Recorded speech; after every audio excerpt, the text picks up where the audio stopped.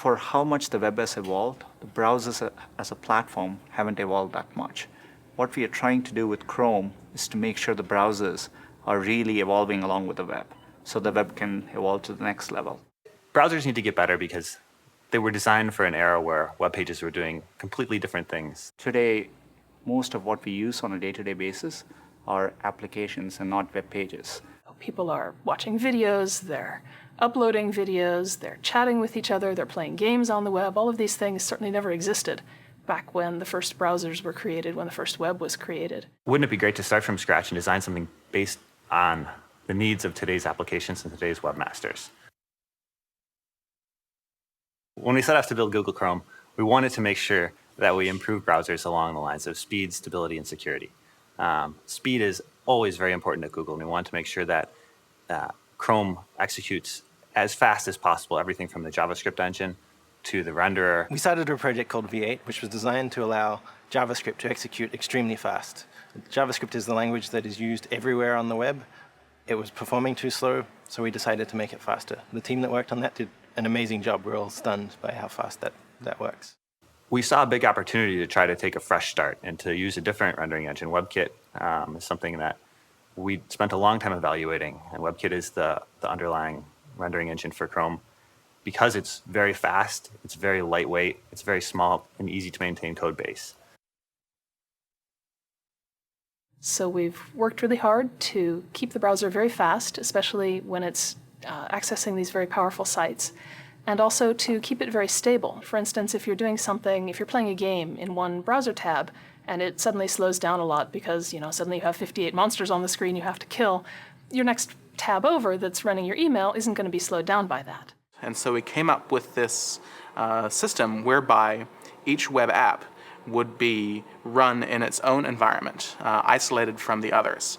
And this allowed us to make them more robust. Other browsers, what might happen is the entire browser would crash. So you lose your online banking session, you lose that document that you were editing, you lose everything. In Google Chrome, if one tab goes down, the other tabs will stay up.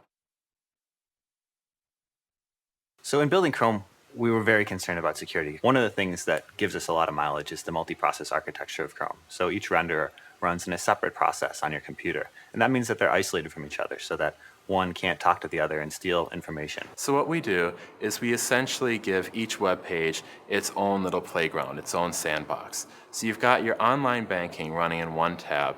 You've got your search results, your Gmail in another tab. The two can't talk to each other. And if something bad happens in one sandbox, it's like maybe there's a giant flood or it starts to rain, the other sandbox is going to stay nice and dry, nice and happy. Your tab is going to be isolated from the other tabs. In an engineering and browser sense, Chrome is the user interface itself. It's the stuff around the outside of the window, the buttons, the toolbars, all that kind of stuff.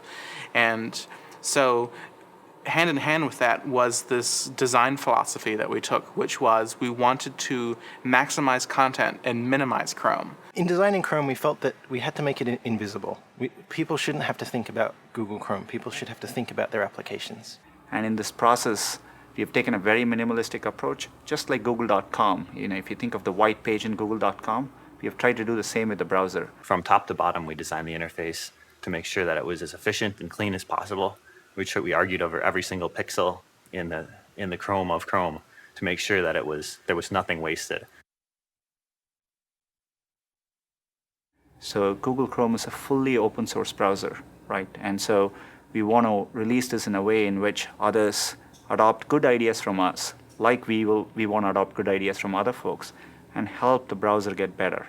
People should be able to dig into that. People should be able to learn from it, and people should be able to contribute. We really want the work that we do to sort of raise the bar for browsers. We want to push browsers further. We want to make the capabilities better.